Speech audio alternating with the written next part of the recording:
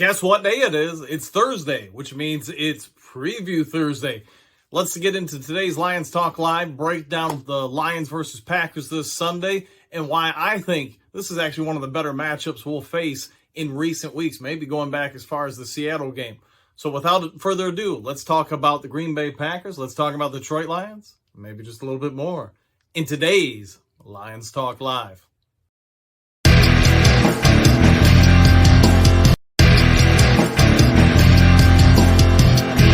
Well, greetings and salutations to everybody out there in YouTube land. I am your host once again. I am Dan Thornton, and I want to thank each and every one of you for taking time out of your day to join us here on Lions Talk Live. As we all know, the Lions sit at 1-6. They've lost 5 in a row. The Packers aren't much better, though. They've lost 4 in a row, including a number of close games and some games where they've just looked flat out outplayed. Unfamiliar territory for the Packers.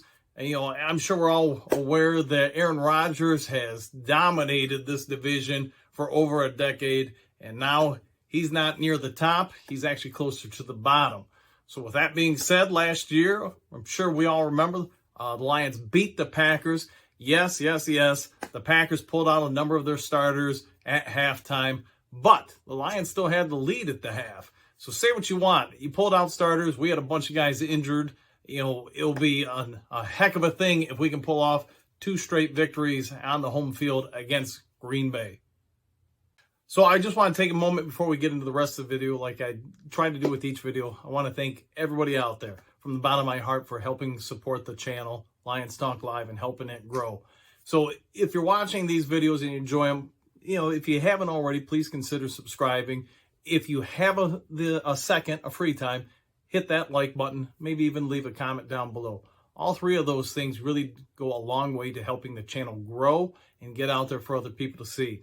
It's the name of the game. I'm sure, as you're all aware, that these 3 interactions help the algorithms pick up the videos and help the channel grow. So I hope you're all enjoying it. I hope you're all having a good day. Now let's get on the rest of today's video.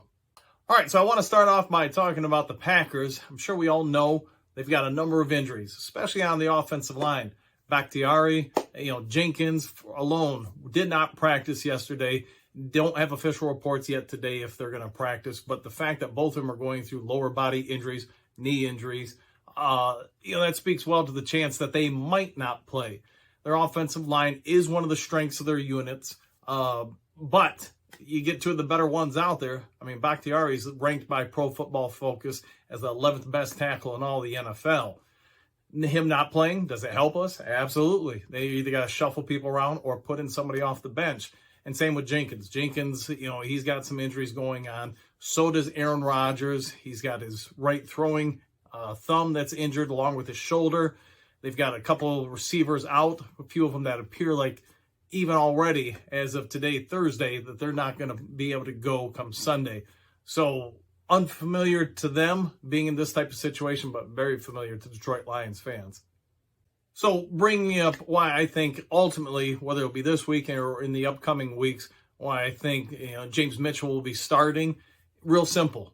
Dan Campbell and the coaching staff want an offense that's based on run first and play action. Hockenson, for all of his strengths, I want to throw this at you. Think about at Dallas on that 1st and 1 when we had the fumble. Who did they split? They split between Sewell and Hockenson to get penetration in the backfield. And if you watch the video, it does appear that Hockenson did not do a great job. He's good at many, many things. He is not great as run blocker. And that allowed the penetration to get in, hit Jamal Williams, who still shouldn't have fumbled. But I think if we go back and start paying attention to when perhaps the Lions were considering replacing Hockenson, you're going to have to go back to last year. Some of the small comments here and there by Campbell and by Brad Holmes. Now they draft Mitchell, somebody who is known as a prominent run blocker, who just happens to be, 6'5", 260 pounds, somebody who can maul at the line. So for the Packers, I mean, again, bringing up last year's game, nobody cared that the Lions had 25 people on IR when we played at the end of the season. Nobody cared that we were on our 4th or 5th string defensive backs or receivers at some positions. A lot of naysayers against the Lions wanted to come out and say, hey, they pulled some of their starters, Rodgers, whoever, Devontae Adams at the half. And I would point out, well, that may be true. How many starters for the Lions were out last year? I get it's a year ago, but I think you get my point. A couple of you did ask a question on yesterday's video why I thought the Lions may actually improve in some spots with Hockenson out, versus having James Mitchell play. Real easy. Hockenson, and I'm just going to refer to Pro Football Focus, was ranked 43 in the entire NFL in run blocking. Let that sink in. There are 32 starting tight ends. He's ranked 43. Keeping going on with that theme, the Lions clearly believe in defense and run game to set up the play action game. If the run isn't solid, which most of the year it has been, but it is my belief that they see more value with going in run-based blockers at the tight end position who can get out and catch some passes versus a pass-catching tight end who's meh in run blocking. So we're going to see over the last 10 games what they do, but it's my belief they're going to lean on the run a little bit more. I think they've been foretelling this youth movement, which includes players like Mitchell. So it's no surprise to me that they did it to try to get more draft capital. Thank you. Now, going on to the Green Bay. Green Bay is also struggling to stop the run, much like our defense. What are they going to do that? Well, they've got a lot of players out on defense, which isn't going to help their cause. So when I break down these two teams, here's what I think. I think their offense, while it's been struggling, and yes, they're going to have some of Green Bay's better receivers out, they still got three guys who can catch the ball. They still have a running game that's sound. Our defense hasn't proven it can really slow down anybody outside of really the first three quarters against Dallas, where we played our best defense of the entire season. Can we do that again? It's possible, but I think it's going to come down to a little bit higher scoring game, which because our defense, it's just the way it is. I believe Goff, he seems to play far better at home than he does on the road. The Lions seem to have most of their offense back. I do believe Swift will be given a few more reps this week than last week, where he seemed to be on a snap count. Ultimately, I think it's going to come down to Green Bay and controlling Rodgers. If we can do that, we'll probably win this game. If we don't, then my prediction right now is going to be 35 Green Bay, 24 Detroit. With that being said, I do believe the offense is going to move the ball. My problem, as I've talked about on this channel, I guess since the start, is that I think we've got some good coaches who lack experience. Ben Johnson, who's done a good job throughout the year, still seems to struggle at times anytime, the game gets a little further on. Think about last week's game, and then you can point out to a few other games this year. We come out strong when we're scripted portion of the offense. Most teams come out and they say, hey, this is going to be our first 5, 10, 15 plays. Then we're going to do this on the second drive to set this up.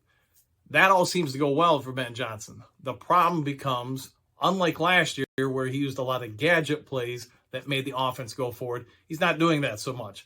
I believe if we're going to have a more successful offense throughout all four quarters, Ben Johnson's got to mature as an offensive coordinator. He's got to go back to using some of what he did last year in trick plays, and he's got to keep defenses off balance. And can do that and put Goff plus our receivers of St. Brown, Reynolds, and whoever else is going to be out there for us in good positions, along with a complementary run game. Now, I think we actually have a chance to win. But until Ben Johnson proves to me that he's going to make constant adjustments and not just go off of his pre-scripted plays at the start of the game, then I think we're going to have a lot of stuff like last week. If you hear from last week's opponent in defense in Miami, they didn't really change a whole lot in the second half. It's just the Lions kept shooting themselves in the foot with penalties and drop passes. I mean, we had 2 drop passes in the end zone, one right before half, and then I get the one on 4th and 2. That was going to be a tough catch, but I'll put this to you. If you're a playmaking wide receiver, like Tyreek Hill or whoever, do you make that catch? Probably. And unfortunately for us, Josh Reynolds, while a solid player, is not a playmaker. All right, well, that's going to do it for today's video. You heard my prediction. I do think that Green Bay is going to win this. I'm hopeful, though, that we show some growth and maturity as far as our coaching staff, as far as our play development throughout the game, and not just go great at the start and then peter out. I do really want to see how Mitchell and whoever they're going to put at tight end is the run blocking sounder. If it is, I think our running game can really take off. Is Swift going to be a part of those plans? We'll see. Last week, it was my opinion. They kind of said, hey, we're only going to give you a few snaps since he didn't go against Dallas. Let's see if that's the case or if he's just really still injured and trying to heal. So whatever it may be, I hope you all have a great rest of your day. If you're a fan of the channel, please consider subscribing, hitting that like button, and maybe even leave some thoughts about what you think is going to happen this Sunday in the comment section below. Take care, and we'll see you tomorrow on Lions Talk Live. Before we get to the end of the day, I do want to give a shout out to our first sponsor, Broken Smoker. It's over in Middleville, Michigan. If you really like some great comfort food, if you like pulled pork and things of that sort, if you love some of the best fries on the planet, consider stopping by.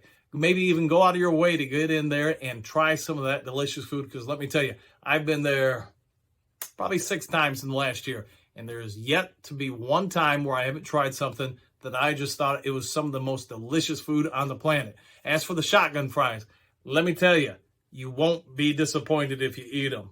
But they've got tons of food in there. Go ahead and look them up. Stop by, and I think you'll be more than happy that you did.